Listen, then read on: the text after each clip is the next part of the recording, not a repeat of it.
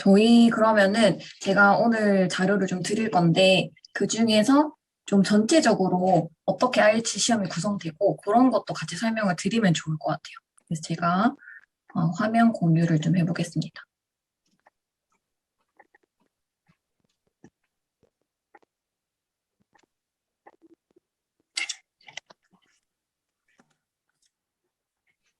일단 IELTS 시험이라고 하면 지금 화면에 보여지는 것처럼 이렇게 네 과목을 치는 과목이거든요. 그래서 순서는 라이팅, 리딩, 리스닝, 스피킹 이렇게 이제 순서대로 나오게 되는데 보통 컴퓨터로 시험을 치는 경우에는 조금 다르게 시험 순서가 구성되어 있는 경우도 있어요. 그래서 리스닝부터 시험을 치기도 하고 이렇게 네 과목 시험을 치는 거고 유학이나 이민 준비하시는 분들이 보통 공부를 하는 과목이에요. 그래서 크게는 두 가지 모듈로 나뉘는데 아카데믹이랑 제너럴 트레이닝이라고 두 개로 나뉘거든요. 그래서 아카데믹 같은 경우에는 유학 준비하시는 분들이 쳐야 되는 모듈이고 그다음에 제너럴 트레이닝 같은 경우에는 이민 목적 아니면 뭐 취업 목적 이런 것들로 이제 보통 준비를 하시는 과목이에요. 그다음에 과목 자체가 모듈별로 좀 다를 수 있거든요. 그래서 대표적으로 리딩, 라이팅이 좀 두 개의 모듈이 다르고 리스닝, 스피킹은 아예 똑같은 시험을 칩니다. 그래서 일단 그렇게 IELTS 시험이 구성되어 있다고 봐주시면 될 것 같고 어, 보통 지금 이민 준비하시는 분도 계실 것 같고 그다음에 유학 목적으로 준비하시는 분도 계신데 혹시 가고 싶은 나라를 정하셨나요? 만약에 유학 준비하시는 분들은 준비하는 국가도 얘기해 주시면 좋을 것 같아요. 아니면 이민을 가고 싶으신 분들은 어디 가고 싶다. 국가 좀 얘기해 볼까요, 우리? 호주? 호주 좋죠. 캐나다. 캐나다도 요즘에 많이 가죠. 호주. 호주가 많네요. 음. 그리고 지금 들어오신 분들은 그 음소거 꼭 해주셔야 돼요. 호주가 많네요. 어, 사실 저도 호주에서 이민을 했었거든요. 그래서 보통 유학이나 이민을 준비하시는 분들은 국가부터 선택하시는 게 제일 좋아요. 그래서 국가 선택하시고 그 다음에 이제 어떤 것들을 준비하는지를 좀 간단하게 얘기를 드리면 일단 이민부터 설명을 드릴게요. 아이고. 이민 준비하시는 분들은 일단 나라 선택하시고 그 다음에 영주권이 나라마다 조금 많이 다르거든요. 그래서 영주권을 신청하려면 점수를 채워야 돼요. 그래서 그 점수를 채우는 게 각각 좀 다를 수 있기 때문에 그거를 좀 이민국에서 확인을 해보시면 되는데 요즘에 제일 많이 옛날부터 제일 많이 가는 게 캐나다였잖아요. 그래서 캐나다 영주권을 이제 예시로 들자면 보통은 준비가 한 1년 정도 걸린다고 생각하시면 돼요. 그래서 지금 다른 나라 국가들보다는 조금 그나마 이민이 쉬운 게 캐나다이긴 한데 그 이유가 2년제 콜리지를 졸업하면 이제 3년짜리 비자를 발급해주고 그동안에 이제 준비를 하실 기간이 좀 충분하거든요. 그리고 풀타임 워크를 한 1000시간 정도 하면 이제 영주권 신청이 가능해요. 근데 지금은 캐나다가 코비드 터지고 나서 갑자기 사람들을 좀 많이 받는 바람에 6월 달까지는 좀 막혀 있다고 해요. 그래서 그거는 이민 준비하시는 분들은 지금 트렌드 자체가 계속 바뀌고 있기 때문에 그거를 확인하시고 어떻게 준비를 해야 되는지를 생각하시면 될 것 같고 IELTS를 기반으로 얘기를 드리자면 아까 제너럴 트레이닝이 이민 목적으로 시험을 치는 거라고 했었잖아요. 그래서 그 모듈에서 7점 정도를 받아주시면 좀 쉽게 남들에 비해서 점수를 쉽게 채우실 수가 있어요. 100점이 되게 크게 들어가기 때문에.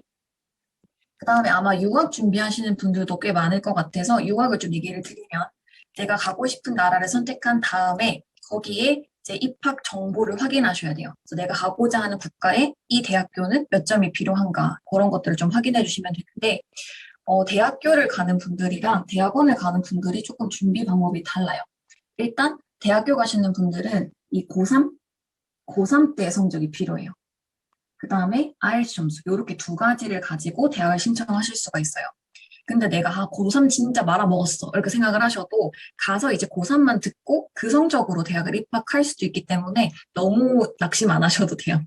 그 다음에 대학원 가시는 분들은 대학교 점수랑 그다음 IELTS 점수 이렇게 두 개가 필요합니다. 근데 아무래도 대학이랑 전공별로 되게 많이 다르거든요. 그래서 꼭 자기가 가고자 하는 대학교 프로그램을 보고 어떤 준비를 해야 된다라는 거는 따로 개인적으로 확인해 주셔야 되고 보통 이제 IELTS 점수를 어느 정도 필요한지가 궁금하실 테니까 그거를 얘기 드리면 일단 대학교, 그러니까 4년제 대학교를 가시는 분들 또는 대학원을 가시는 분들은 최소 필요한 점수가 한 6.5 정도라고 생각을 하시면 돼요. 그래서 6.5점? 그 다음에 과에 따라서 조금 다를 수는 있는데, 제가 준비했었던 거는 교육학과였거든요. 테솔이라고 하는. 그래서 교육학과는 아무래도 영어로 또 영어를 가르쳐야 되는 과목이다 보니까 7인가 7.5인가 점수가 필요했어요. 그래서 이제 과목별로 좀 다를 수 있고, 그다음에 보통 컬리지, 2년제 컬리지 있죠? 그런 경우에는 한 6점 정도를 기반으로 잡아주시면 돼요. 근데 내가 대학을 가긴 가야 되는데 IELTS 점수가 너무 안 오른다. 그러면 5.5점 가지고도 신청할 수 있는 코스가 있어요. 예를 들면 트위닝이라고 하는 코스나 트랜스퍼 코스라고 하는데 이제 트위닝은 말 그대로 쌍둥이처럼 캠퍼스에서 공부를 하는 거죠. 뭐 영국에 있는 학교지만 필리핀에서 그 학위를 받을 수 있다든지 아니면 트랜스퍼 그 뭐라고 하죠? 전학을 가는 그런 프로그램도 있어요. 그래서 2년은 여기서 듣고 마지막 1년에 이제 영국의 본 캠퍼스 가서 듣는다든지 이제 그런 프로그램도 있는데 그거는 IELTS 5.5가 필요하다고 봐주시면 됩니다. 일단 대충 유학이나 이민 준비는 이렇게 됐는데 제가 이제 유학을 갔었던 경험을 조금 얘기를 드리자면 저도 호주로 유학을 갔었거든요. 그래서 여러분들이 아까 보니까 호주 가고 싶어 하시는 분들이 많더라고요. 그래서 저는 호주에서 그 호주 대학교, 그 University of Sydney라고 하는 대학교를 나왔고, 이제 거기 제가 처음에 호주를 간 이유가 뭐냐면, 저희 고모가 호주에 계시거든요. 그래서 그나마 그래도 아는 사람 있는 데가 낫겠다 싶기도 하고, 그 다음에 좀 치안이 그나마 낫다고 들었어요. 다른 미국 이런 데는 총기 소지하고 이러니까 무서워가지고, 그래서 호주로 그때 가게 됐어요. 그래서 제가 준비할 때는 이제 대학교도 준비를 해봤고, 대학원도 준비를 해봤기 때문에, 이제 고등학교 점수도 떼서 갔고, 대학교 점수도 떼서 갔었죠. 그다음 IELTS 공부도 했었고. 그래서 저희 학교를 간단하게 이제 약간 설명을 드리자면, 여기 보이는 요거 있죠. 요게 저희 학교에서 제일 유명한 건물이에요. 약간 해리포터 건물처럼 생겼다고 해가지고 실제로 제가 이제 공부하느라 캠퍼스를 이렇게 가고 있는데 관광버스가 와서 여기 내려서 막 사진 찍고 가고 이랬었거든요. 그래서 여기가 약간 가장 랜드마크라고 하는 그런 건물이고 그다음에 오른쪽 여기 보시면 요거 보이시죠? 요거 보라 색깔 꽃. 요게 보라 색깔 벚꽃 같은 꽃이거든요. 그래서 저희 졸업식 할 때나 아니면 이제 관광 온 사람들이 여기서 사진을 제일 많이 찍었어요. 그다음에 제가 공부한 곳을 보여드리면 이제 저는 교육학과를 갔었기 때문에 여기가 이제 그 교육학과 건물이에요. 그래서 여기 에듀케이션이 살짝 보이죠? 그래서 여기서 저는 공부를 했었고 이제 요 교육학과의 자료 같은 것들이 다 피셔 라이브러리라고 해서 여기 도서관, 이제 후문 쪽에 붙어 있는 도서관이 있거든요. 그래서 저는 여기에서 공부를 했었습니다. 그래서 제가 일단 유학을 가서 있었던 게 좀 꽤 긴 시간을 있었거든요. 그래서 좀 공유를 드리고 싶은 경험들은 많은데 혹시 유학 생활이나 이런 거 관련해서 궁금하신 거 있으신 분들 질문해 주시면 그거에 맞게 좀 대답을 해 주실 수 있을 것 같아요. 그래서 혹시 미리 신청하고 들어오신 분들도 네, 네, 유학할 때 제일 힘든 점. 저는 일단 외로운 게 제일 힘들었던 것 같아요. 저는 특히 대학원 생활을 할 때 한국인이 저밖에 없었거든요. 그래서 좀 말을 터놓고 뭐 얘기할 때도 별로 없고 그래서 그런 점이 제일 힘들었던 것 같고 혹시나 여러분들이 그런 경우를 대비해서 준비할 수 있는 방법이 뭐가 있냐라고 질문을 하시면 음, 일단 취미 생활하는 게 제일 좋아요. 스트레스 풀 곳을 만들어야 돼요. 그래서 유학할 때는 좀 스트레스를 미리 풀 수 있는 취미를 하나 만들어 간다. 그리고 유학이 만약에 내가 9월 입학이다. 그러면 9월 입학 전에 한 7월 정도쯤 유학을 미리 가셔가지고 주변 지리를 좀 봐두시는 게 좋아요. 내가 9월 입학이라고 하면 9월에 바로 가서 학교도 새로 다녀야 돼. 집도 막 주변이 어떤 게 있는지 모르겠어. 장 보러 가는데도 어딘지 모르겠어. 막 이런 경우보다는 7월 달쯤 가서 집 주변에 커피는 여기 커피숍 있으니까 여기서 커피를 마시고 뭐 장은 여기서 보면 되겠고 그러니까 요렇게 다른 환경이라도 좀 편하게 만들어 놓고 가시는 게 좋아요. 그래서 그거는 좀 미리 가서 환경에 적응을 하자라는 걸 좀 팁으로 드리고 싶고 또 질문은 적응을 빨리 하는 방법. 적응을 빨리 하는 방법은 제일 좋은 건 일단 외국인 친구들을 당연히 많이 만나는 거겠죠. 그래서 아마 여러분들도 많이 들으셨을 거예요. 이제 외국인 친구들 만나서 특히 한국인 친구랑 너무 많이 사귀지 말고 실제로 영어를 많이 써봐라 라고 하는 말도 많이 들으셨을 거예요. 근데 그렇다고 아예 한국인 친구를 안 만나면 너무 외로워서 안 돼요. 유학 생활이 길기 때문에. 그래서 친구들 많이 만나서 클럽 같은 데 가입하면 제일 좋아요. 뭐 동호회 같은 거 있죠. 그런 거 좀 활동 많이 하시면 좋고, 그 다음에 그 약간 공부 같이 할 수 있는 메이트를 만들어가지고, 저 같은 경우에는 한 3명 정도 같이 그룹을 만들어서 맨날 도서관 가서 공부하고, 뭐, 보통 누구한테 설명해 주도록 공부를 하면, 클럽바 아니고요. 보통 누구한테 이렇게 설명해주고 하면 공부를 더 열심히 하게 돼 있거든요. 그래서 한 3명 정도 그룹을 모여서 이제 지난번에 배운 거 한 명씩 이제 가르쳐 보기 하자. 뭐 이런 식으로 공부를 하면 또 학업적인 것도 좀 많이 적응이 되실 거예요. 그래서 그런 부분들은 네, 그렇게 극복이 가능하지 않을까. 또 유학 관련 질문하실 거 있나요? 번아웃이 온다, 유학생활 중에. 사실 저도 그런 적이 있었거든요. 논문 쓸 때 한창 엄청 힘들었었는데, 그땐 아까 말씀드린 것처럼 취미가 제일 중요해요. 저는 그때 사실 저희 어머니는 모를 텐데 그때 키보드를 샀거든요. 타자 치는 거 말고 이 음악 하는 키보드. 그래서 그거 사서 피아노를 한번 배워보겠다고 그렇게 했었는데 사실 한 번도 제대로 친 적이 없어요. 어쨌건 그래서 이제 운동으로 갈아타긴 했는데 그래서 번아웃이 왔을 땐 쉬어야 돼요. 그래서 계속 그걸 붙잡고 있으면 안 되고 잠깐이라도 취미생활을 할 수 있는 그런 길이 좀 필요할 것 같아요. 그다음에 유학 가면 대화가 좀 오가려면 얼마나 걸릴까요? 어, 유학 가서 대화를 하려면 어느 정도의 영어 수준을 가지고 있냐에 좀 다를 것 같은데, 사실 가면 생존이라서 대화는 하게 돼 있어요. 그래서 일상 대화는 문제가 아닌데, 이제 유학이기 때문에 교수님 상대로 뭔가 얘기를 한다거나 아니면 수업들이 거의 다 약간 토론 형식이거든요. 그래서 토론 형식으로 대화를 하다가 보면 약간 이렇게 건설적으로 내 의견을 전달하거나 이런 것들이 자동으로 연습이 돼요. 아, 토론 망했어. 아, 토론 망했어요? 요거는 사실 IELTS 공부를 하다가 보면 이제 리스닝 실제 들어보시면 섹션 3나 섹션 4는 다 학교에서 일어나는 상황을 배경으로 하기 있기 때문에 그래서 그 리스닝을 가지고 공부를 좀 많이 해주시면 아마 좀 대비가 되실 거예요. 그래서 보통은 가서 진짜 하루 종일 영어에 노출이 된다라고 하면 저는 한 3개월 뒤부터는 조금 자연스럽게 부담감 없이 영어를 할 수 있어진다. 대신에 아카데믹한 거는 사실 조금 더 오래 걸린다. 한 1년 정도 보시면 어느 정도 그래도 학교 생활은 가능하다. 그래서 가기 전에 사실은 3개월 건 저는 원래 영어를 계속 했었는데 사실 스피킹이랑 라이팅은 미리 준비를 해서 가셔야 돼요. 가기 전에. 스피킹 같은 경우에는 가기 전에 뭐 전화 영어도 나쁘지 않고 아니면은 학원을 다니시면서 스피킹 적어도 자신감 있게 얘기할 수 있는 약간 그런 거를 좀 다지고 가시면 훨씬 적응하기가 쉽고 라이팅 같은 경우에는 글을 많이 읽는 게 중요해요. 특히 내가 가서 논문을 써야 되는데 실제 에세이 길이가 엄청 길게 써야 되거든요. 유학하시면. 그래서 그 에세이를 제대로 쓰려면 그만큼 긴 길이의 아카데믹한 글, 논문 같은 거를 조금 많이 읽어보시면 좋아요. 그래서 많이 읽고 요런 단어들을 쓰는구나 그런 거 있죠. 대학원 수업도 그룹 프로젝트 같은 게 많나요? 엄청 많아요. 대학원 수업은 제가 대학원 다녔을 때 수업이 총 이렇게 2개로 이루어져 있는데 첫 번째는 이제 렉처가 있어요. 어디다가 쓰지?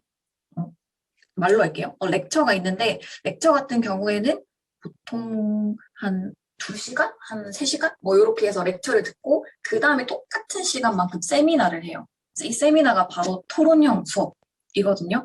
그래서 그때 이제 내가 발표할 일도 되게 많고 그다음 그룹으로 막 얘기를 해가지고 프레젠테이션을 준비해야 되는 경우도 많고 그래서 보통 대학만큼 대학원도 되게 그런 게 많아요. 특히 논문을 써야 되는 게 대학원 과정이기 때문에 그런 거에 대해서 이제 그룹 프로젝트를 맡기시거나 아니면 내가 논문을 써서 발표를 하고 교수님한테 확인받고 이런 거를 다 영어로 하셔야 되기 때문에 아무래도 좀 준비를 많이 해가셔야 되죠. 대학이나 대학원 둘 다 그래요. 그래서 보통은 공부를 좀 하고 가셔야지 IELTS 점수 딱 받았다 해서 바로 나는 이제 출발 이렇게 하면 가서 적응하기 되게 힘들어요. 그래서 어느 정도 대비를 하시고 준비를 하시면 좋을 것 같아요. 자, 그러면 일단 유학 얘기는 이 정도로 하고 이제 그러려면 IELTS 준비를 좀 해가야 되겠잖아요. 그래서 우리가 공부를 좀 해가려면 제가 가르치는 지금 온라인에서 가르치는 과목인 리딩이랑 스피킹 이런 것들을 좀 꿀팁을 드리려고 해요. IELTS 리딩 같은 경우에는 아마 지금 처음 하시는 분들도 계시다고 했으니까 총 문제가 40문제거든요. 그래서 1시간 동안에 이 40문제를 풀어주시는 거예요. 총 지문 개수가 3개입니다. 1, 2, 3 이렇게. 그 다음에 한 지문당 문제가 한 13개에서 14개 정도로 구성이 돼 있고, 그래서 생각보다 지문이 되게 길어요. 아카데믹 기준으로 얘기를 하자면. 그래서 긴 글을 빨리 읽는 게 되게 중요해요. 그래서 거의 시간 싸움이죠. 왜냐하면 답안 옮길 수 있는 시간을 따로 안 주고 60분 동안에 40문제 풀어라고 하기 때문에 사실 정확하게 푸는 것도 중요한데 빨리 푸는 게 훨씬 중요하기도 해요. 그래서 이제 리딩을 기존에 공부하시는 분들도 계실 거고 앞으로 이제 IELTS를 준비하시는 분들도 계실 거니까 그러면 어떻게 해야지 조금 더 전략적으로 공부를 할 수 있냐 그거를 좀 간단하게 얘기를 드릴게요. IELTS 리딩 같은 경우에는 총 12개 유형들이 존재를 해요. 그래서 그 12개의 유형을 각각 이제 풀이 전략이 다르기 때문에 그런 것들을 내가 정확하게 이해를 하고 그 유형에 맞게끔 문제 풀이를 해주시는 게 좀 중요합니다. 그래서 혹시 12개나 있어? 라거나 각각 풀이 전략이 달라? 라는 생각이 방금 들으신 분들은 일단 요거 공부부터 하셔야 돼요. 그래서 아무리 리딩이라고 해도 해석만 하고 풀이만 한다고 해서 점수가 오르는 게 아니기 때문에 스킬적인 게 분명히 필요해요. 그래서 거기에 맞는 리딩 스킬을 각각 알고 계셔야 되고 당연히 독해를 하는 거다 보니까 문법에 대한 이해도나 어휘에 대한 이해도가 되게 중요하죠. 근데 어휘는 어휘 책을 가지고 막 달달달달 외운다고 도움이 되는 건 아니고 사실 저희 교재가 제일 좋은 그 단어 책이라고 보시면 돼요. 그 캠브리지에서 나오는 교재 있죠. 캠브리지 주관사에서 만든 책이기 때문에 가장 좀 난이도가 정확해요. 실제 시험이랑. 그래서 이 캠브리지 교재를 보시면 여기에서 일단 문제를 풀죠.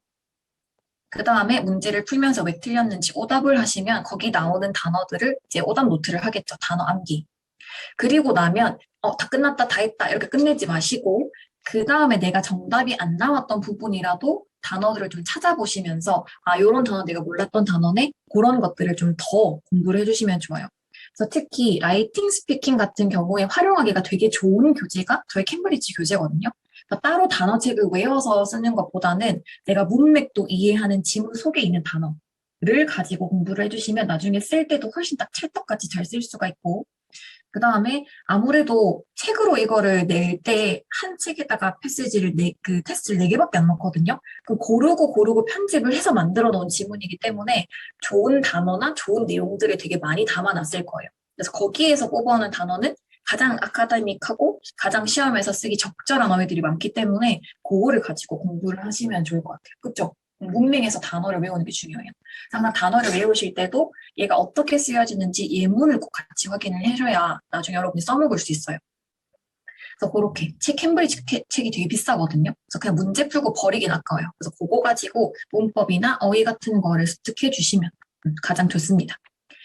그러면 이제 점수대별로 그쵸. 예문을 외워야 라이팅에 적어야 되죠. 점수대별로 공부하는 방법이 조금 달라요.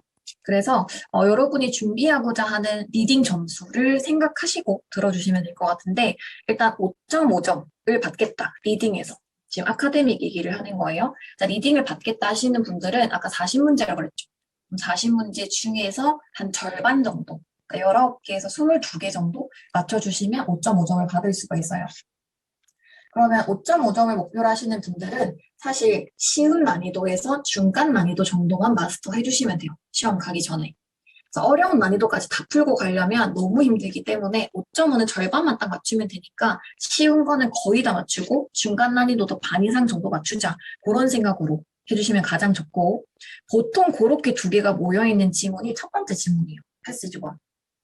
그래서 60분 중에서 한 22분 정도는 여기에 좀 많이 할애를 해주시는 게 좋아요. 그래서 22분을 투자해서 여기서는 정답률이 90% 이상이 나올 때까지 풀어주시면 돼요. 그래도 난이도가 상대적으로 쉽기 때문에 가능해요. 그 다음에는 남은 2 지문은 각각 18분 정도씩만 배분하시면 되는데 여기에서는 이제 중간 난이도, 어려운 난이도 이런 게 섞여서 나오거든요. 그래서 그런 게 섞여서 나왔을 때는 좀 선택적으로 풀어주시면 돼요. 어려운 거 빼고. 그러니까 하 난이도를 기준으로 모든 문제를 풀려고 하지 마시고 좀 쉬운 거 위주로 풀어주시면 됩니다. 그래서 보통 그 쉬운 문제가 어떤 거예요? 라고 얘기를 하시면 좀 해석량이 적은 거 있죠. 그래서 빈칸 채우는 문제, 아니면 트루퍼스 아끼는 문제, 아니면 뭐 사람이랑 매칭시키는 문제, 이런 게 상대적으로 쉬운 유형이니까 이런 것들을 우선적으로 풀어주시고 시간이 남으면 이제 어려운 문제도 몇 개 풀어주시고 그렇게 접근하시면 되고 6.5를 원하시는 분들은 40문제 중에서 한 27개에서 29개 정도를 맞춰주셔야 돼요. 그래서 요 정도 점수대를 원하시면 일단은 어려운 난이도도 이제 풀 수 있어야 되거든요. 그래서 골라서 푸는 건 안 되고 일단 모든 문제를 다 풀긴 풀어야 된다고 생각하시면 되는데 뒤에서 어려운 문제를 제대로 풀려면 뒤에 시간 분배를 좀 해주셔야 돼요. 그러려면 패스지 1에서 쉬운 거 풀 때 시간을 확 줄여야 되겠죠. 그래서 한 18분 정도 안에 패스지 1을 다 풀어주시고 남은 시간은 이제 뒤에 거 어려운 문제까지도 좀 건드려주면서 나머지 시간을 써주시면 돼요. 그럼 패스지 1에는 보통 문제 2개가 나오는 것이 일반적이거든요. 유형 2개가 이제 혼합돼서 나오는데 그걸 빨리 풀려면 한 유형 풀고 끝나고 또 한 유형 풀고 이렇게 하면 시간이 모자라요. 그래서 두 가지 유형을 동시에 진행을 하면서 풀어주면 시간을 이제 확 줄일 수가 있죠. 그럼 보통 이제 뒤에서 우리가 마스터 해줘야 되는 난이도가 어떤 게 있냐면 어려운 난이도. 즉, 사람마다 당연히 난이도는 다르겠지만 해석을 많이 해야 되는 부분이 있죠. 그래서 해석량이 좀 많이 들어가고 해석도 좀 잘해줘야 되는 그런 유형들이 아마 IELTS 공부하셨던 분들은 아실 거예요. 헤딩, 악명 높죠. 이 단락의 제목 고르는 거. 그다음에 locating information. 즉, 이 정보는 몇 번째 단락에 있을까요? 사실 다 읽으란 얘기예요. 어디 있는지 찾으라는 거니까. 그 다음에 매칭 문제도 어려운 난이도는 아니지만 어렵게 나올 수도 있어요. 그래서 이거는 괄호로 쳐놓을게요. 그래서 보통 요거 두 개가 좀 제일 어렵고 매칭이라기보다는 멀티플 초이스가 좀 더 어려울 수 있죠. 그렇게 수정을 좀 해볼게요. 멀티플 초이스가 객관식이거든요. 객관식도 보기 A, B, C, D 중에서 하나를 고르는 거기 때문에 대충 읽으면 다 정답 같아. 그런 경우가 생길 수 있어서 좀 난이도가 있는 문제라고 봐주시면 됩니다. 자, 그러면 7을 받으려면 어떻게 해야 되냐? 7은 조금 높은 점수예요. 사실 30점이 이상이 돼야 되기 때문에 6.5를 목표로 공부하시라고 했던 아까 그 내용 있죠. 그거 그대로 진행을 해주시고 조금 다른 점이 뭐냐면 시간 분배를 조금 다르게 해주시면 돼요. 그래서 방금 6.5랑 똑같은 얘기인데 시간 분배는 패스 지원을 좀 많이 줄여주셔야 돼요. 14분. 그래서 얘는 최대한 빠르고 정확하게 대신 빨리 풀고 다 틀리면 안 돼요. 패스지 1에서는 최대한 빨리 정확하게 다 한 15분 안에 커트를 해주시고 이제 뒤에서 내가 시간을 많이 투자해서 정답률을 올려야 되니까 그래서 뒤에 시간을 좀 더 많이 22분 정도까지 써주시는 게 가장 좋죠. 그래서 이제 7.0 정도 원하시는 분들은 방금 말씀드린 이 6.5의 과정을 마스터하고 나서 계속 모의고사를 1에서 3까지 통으로 푸는 연습을 계속 하셔야 돼요. 그때 꼭 답안지 옮겨 쓰는 것까지 연습을 하셔야지 막상 연습만 해보고 모의고사 안 치고 시험장 가잖아요. 그러면 시간 부족해요. 답안지 쓰는 게 생각보다 오래 걸리거든요. 그래서 그거까지 좀 시뮬레이션을 하고 가주시면 될 것 같아요. 그러면 다른 거 리딩에 대해서 방금 제가 간단하게 설명을 좀 드렸는데 궁금하시거나 아니면 질문하실 내용들이 있을까요? 아마 이번에 저희 미리 이제 요거 강의를 신청해 주신 분들 있죠. 모의고 신청하신 분들은 아마 요런 거 관련된 질문을 혹시나 신청하실 때 하셨더라도 지금 한 번 더 해주시면 제가 바로 좀 대답을 해드릴게요.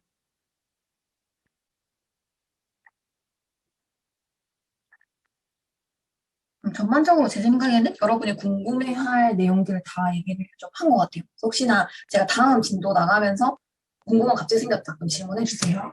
제가 리딩 공부 방법은 얘기했으니까 이번에는 너무 자세히 얘기를 잘했죠. 자, 그 다음에 이제 스피킹 얘기를 좀 넘어가 볼까 해요.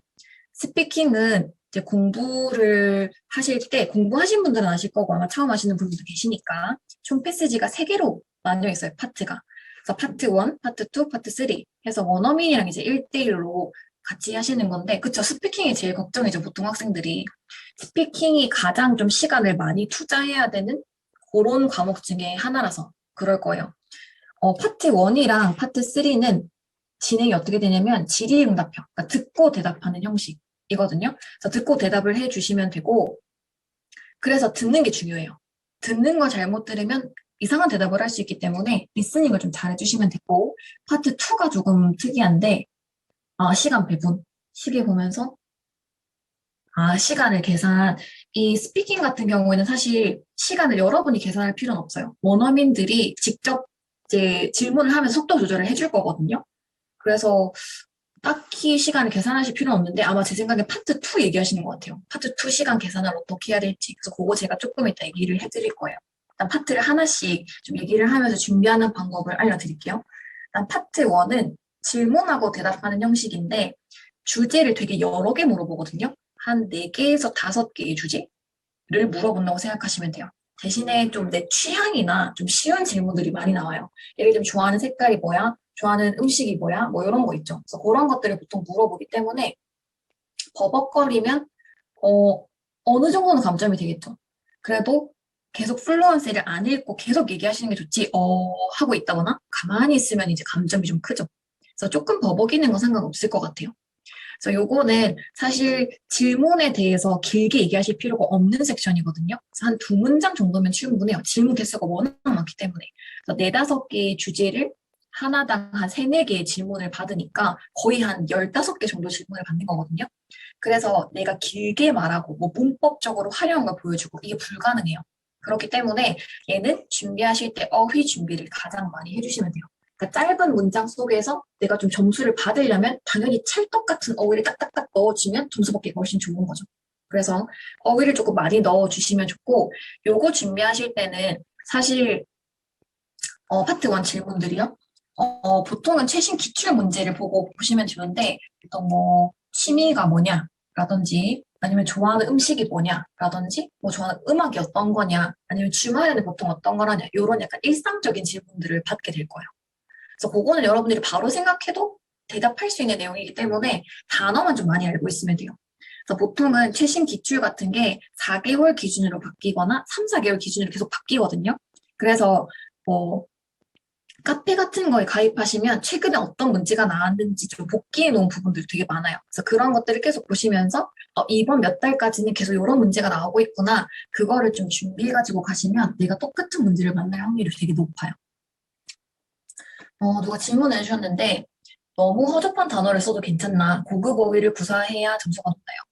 허접한 단어라기보다는 너무 기본적인 단어, 예를 들어서 굿 이런 단어를 쓴다거나 그런 것보다는 좀 내가 말하는 거에 대해서 풍경이면 magnificent 뭐 이런 단어를 쓴다든지 gorgeous라는 말을 쓴다든지 뭐 그런 좀 다른 단어들 있죠. 아니 overwhelming이라든지 뭐 그런 단어를 써주는 게 당연히 점수 받기는 좋죠.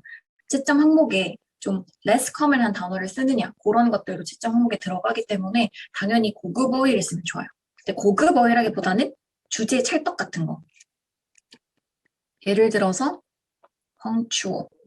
대중교통 같은 거 묘사할 때 제 시간에 오고 제 시간에 출발해 전 지하철이 좋아요. 이렇게 얘기하는 것보다는 because it's punctual.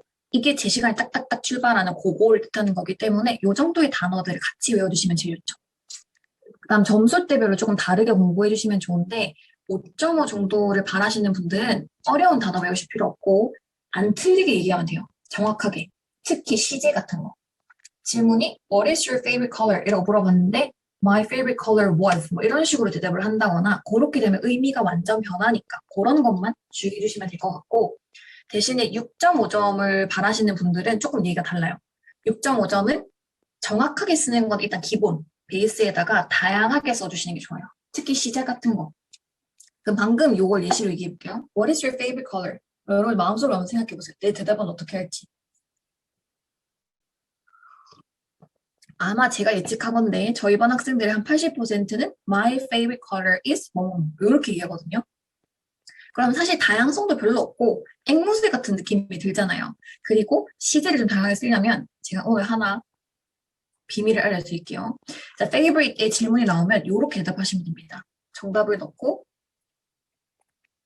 has always been my favorite. 현재 완료 썼죠. 그 이유는 내가 좋아하는 색깔이나 뭔가 내 취향은 한순간에 만들어진 게 아니라 옛날부터 지금까지 쭉 이어져 오고 형성된 경우가 많기 때문에 현재 완료를 써주시면 좋아요. 그래서 저는 옛날부터 지금까지 요거 제일 좋아했어요. 라고 하시거나 아니면 옛날에는 뭐뭐 했었는데요. 지금은 이렇습니다. 이런 식으로 2가지 시제를 보여줄 수도 있죠. color, 영국식 발음, 영국식 철자.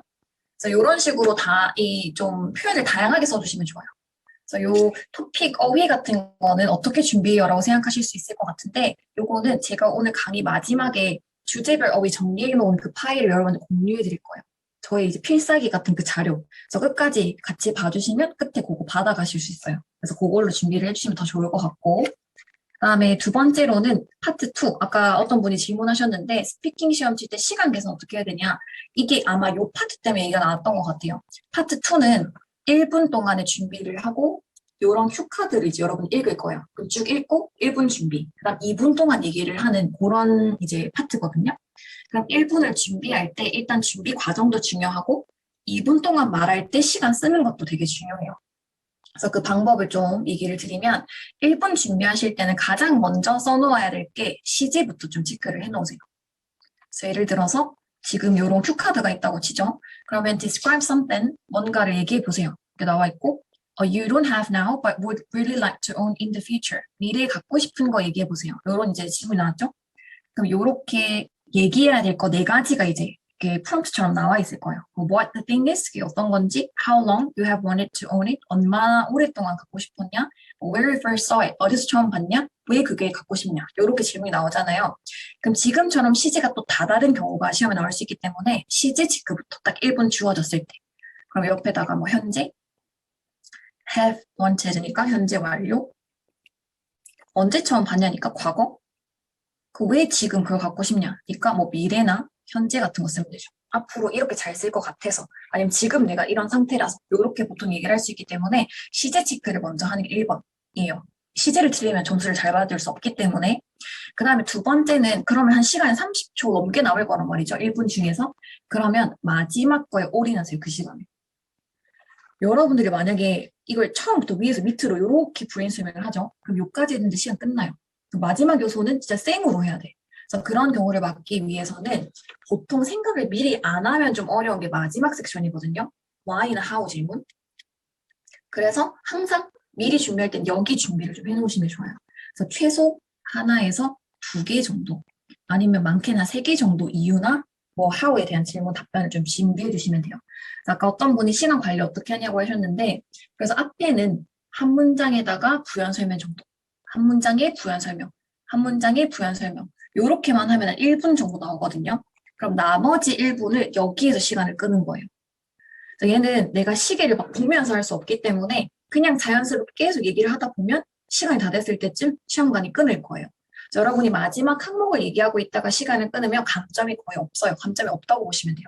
그래서 내가 앞에 거 막 얘기하고 있는데 끊기면 감점이 될 수도 있지만 마지막 항목을 다 말하고 있는데 끊기는 건 상관이 없기 때문에 시간 관리는 마지막 걸 늘리면서 계속 시간을 맞춰주시는 게 좋아요.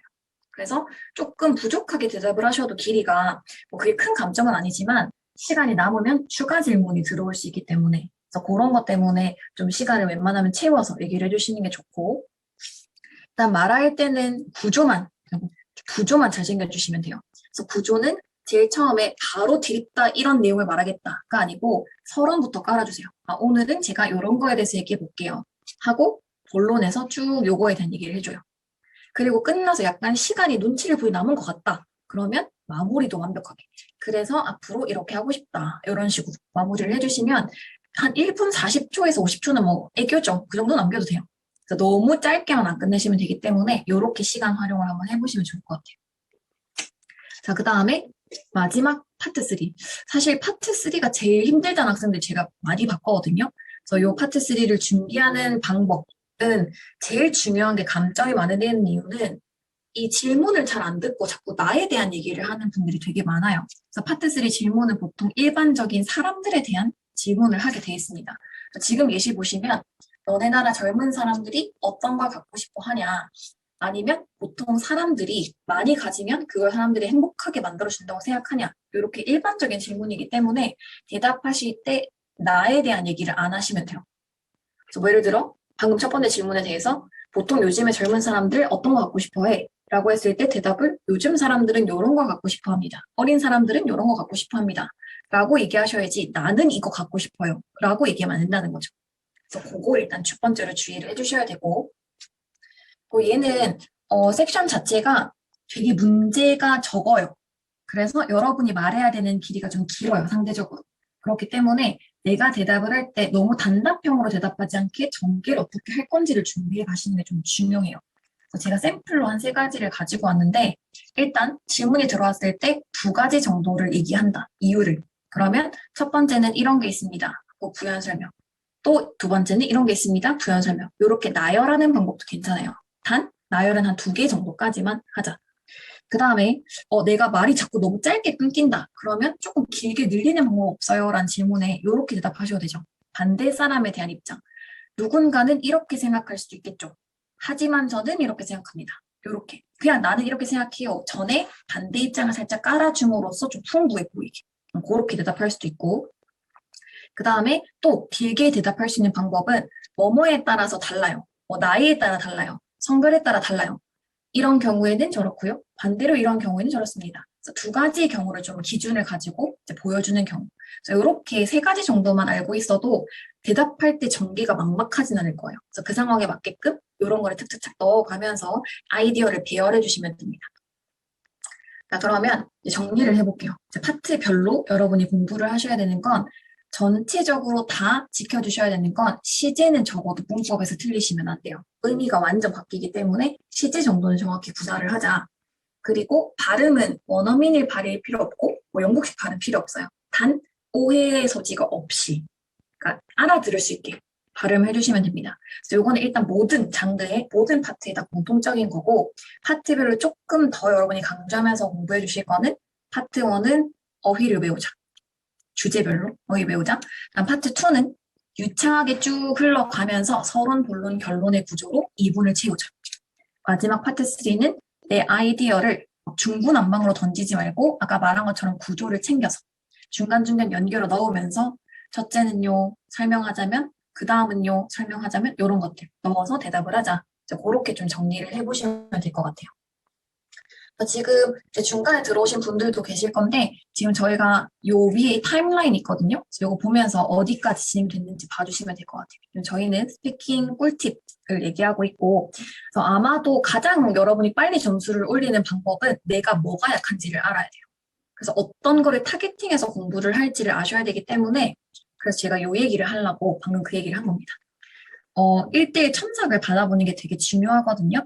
그래서 저희가 이번에 런칭한 아카데믹 종합반을 만약에 신청을 하시면 이제 1대1 첨삭을 2회 제공해드리고 있어요. 근데 그냥 이렇게 고치세요가 아니고 일단 난이도별로 여러분이 원하는 시험을 치실 수도 있고 그 다음에 여러분이 1대1로 좀 받는 느낌을 드리기 위해서 이렇게 자세하게 피드백을 드릴 거예요. 이거 왜 자꾸 넘어가는 거죠?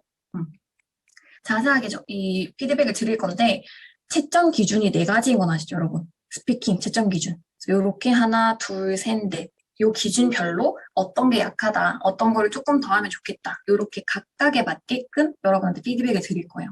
그래서 최대한 다양하게 좀 피드백을 받아보시고 내가 약한 거를 공략하는 게 사실 가장 좋은 스피킹 꿀팁이라고 생각하시면 될 것 같습니다. 자, 그러면 지금까지 제가 스피킹이나 뭐 리딩이나 이런 거를 좀 얘기를 드렸는데 지금 안 나온 얘기 중에서 궁금했던 점이나 그런 거 있을까요?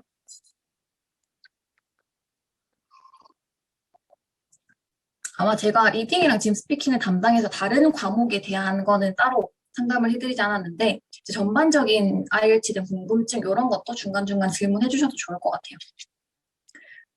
근데 제 생각에는 아마 지금 IELTS를 준비하고 계신 분들이 가장 궁금해할 게 지금부터 얘기라고 저는 생각을 하거든요. 그래서 그게 당장 저는 다음 주에 시험이에요. 아니면 뭐 이번 주 토요일이 시험입니다. 이렇게 얘기하시는 분들은 도대체 지금 난 뭘 해야 하냐? 지금 늦은 거 아닌가요? 라고 생각하실 수도 있는데 그때 또 해야 될 게 있어요. 그래서 그 얘기를 조금 해볼게요. IELTS가 일주일 남았다. 근데 다음 주에 시험을 쳐야 된다. 그런 경우에는 과목별로 조금 준비하는 방법이 다를 것 같아요. 일단 라이팅 스피킹 같은 경우에는 일주일 전에는 글을 쓰고 하는 게 사실 별 의미가 없어요. 당장 내가 뭐 첨삭을 받을 것도 없고 첨삭을 받는다고 내 걸로 만들 시간도 부족하고 그래서 최신 기출을 그냥 크게 어떤 주제가 나왔었나 내가 모를 만한 주제는 없을까 그렇게 훑어보는 시간을 가지시는 게 제일 좋아요. 그래서 일주일 전에는 최대한 주제 경험을 많이 하고 가라. 그렇게 보시면 될 것 같고 예를 들면 라이팅 태스크 1의 도표 분석하는 거는 도표를 계속 찾아보고 어떻게 분석할 건지 포인트 찾는 것만 연습을 하고 파트 2는 주제 찾아보고 어떤 아이디어를 어떤 어휘로 써야겠다. 이런 거를 조금 정리해 보시고 스피킹 같은 경우도 아까 기출을 공부하라고 그랬죠. 그래서 기출을 보고 요 주제는 조금 어렵겠다 하는 것들은 아이디어나 어휘 정리해보고 그래서 요거를 많이 많이 많이 해주시는 게 좋아요. 그래서 마지막까지 만약에 붙들고 있어야 된다면 라이팅 스피킹이죠, 당연히. 지금 1분 전에 들어가게 본 것도 1분 전에 본 게 지금 시험에 나올 수 있잖아요. 그래서 그런 걸 생각하면 마지막까지 붙잡고 있어야 되는 과목이 라이팅 스피킹입니다. 그래서 요 어휘 정리는 아까 말씀드린 것처럼 주제별로 정리를 하시는 게 제일 좋아요. 그다음에 리딩, 리스닝 같은 경우에는 모의고사 정도 한 번 정도는 시험 일주일 전에 괜찮아요. 근데 시험 일주일 전에 계속 모의고사를 치면 막상 시험 가서 지쳐. 그래서 한 번 정도만 보시고 그 중에서 내가 계속 자주 틀리는 거 있죠. 정답률이 계속 떨어지는 거. 그런 유형을 계속 반복적으로 이 정답률이 오를 때까지 풀어주시고 가는 게 좋아요. 그것만 계속 푸는 거죠. 예를 들어서 내가 헤딩을 잘 못한다. 그럼 헤딩만 계속 풀어보는 거예요. 그다음 뭐 리스닝 같은 경우에 섹션 2랑 3 객관식이 좀 안 된다. 그럼 계속 그것만 풀어보고. 그러면 정답률이 오르면서 자신감이 생겨요. 그걸 가지고 시험장에 가셔야 돼요. 어떡하지? 나 준비 안 된 것 같은데 어떡하지? 이러고 가면 될 것도 안 되기 때문에 자신감 장착하고 가시려면 이렇게 약한 것만 좀 계속 해가지고 강점으로 만들고 가시는 게 좋습니다. 그다음에 하루 전에 그럼 할 거는 뭐가 있냐? 당장 하루 전에 뭐 많이 하려고 하지 마세요. 수능 전에 공부하면 의미 없는 거 아시죠? 그래서 시험 전날은 진짜 필요한 것만 빨리 하고 빨리 자야 돼요. 그래 컨디션 조절을 할 수 있으니까. 그래서 아까 말씀드린 것처럼 들어가기 직전까지 봐주셔야 되는 게 라이팅이랑 스피킹 공부하는 거예요. 그래서 라이팅 스피킹은 일단 내가 지금까지 받았던 피드백, 내가 자주 실수하는 거 있죠. 단복수 같은 거에 자꾸 내가 S를 안 붙인다고 하더라. 아니면 시제를 자꾸 틀린다고 하더라. 이런 것들 있죠. 그래서 그런 것들은 내가 의식적으로 계속 한 번 더 고치려고 해주시면 좋고, 그리고 주제별로 어휘 한 번 더 확인하고 가시고. 그래서 제가 이제 여러분한테 요 주제별 어휘 있죠. 요거에 대한 자료를 이제 드릴 거거든요. 그래서 제가 이제 심혈을 기울여서 만든 그 단어집입니다. 그래서 아이디어랑 단어랑 주제별로 정리가 돼 있으니까 시험 전날까지 이걸 좀 보고 가시면 좋을 것 같아요. 그 다음에 시험 치러 가는 당일에는 요 단어장 이제 PDF 파일로 드릴 거니까 그거 보면서 계속 가시면서 들을 때는 적어도 귀를 띄우고 가야 되니까 눈 뜨자마자 시험을 칠 수는 없잖아요. 그래서 리스닝 음원을 계속 들으면서 제가 뇌를 깨우면서 가주시는 게 제일 좋을 것 같아요. 그래서 일단 이렇게 해서 이제 IELTS 전반적으로 유학 이민을 준비하는 방법부터 해서 각 과목 공부 방법이랑 시험 일주일 전, 하루 전 어떻게 공부를 해야 되는지 이런 거 얘기를 좀 해봤는데 더 궁금하신 점이나 이런 거 있을까요? 일단 공유를 좀 꺼보고 이제 제가 잘 보이시죠? 그래서 추가로 궁금하시거나 아니면 제가 안 다룬 내용 중에 아니면 내가 들어왔는데 이미 지나간 내용 중에 궁금한 거 있으신 분들은 지금 좀 얘기해 주시면 좋을 것 같아요.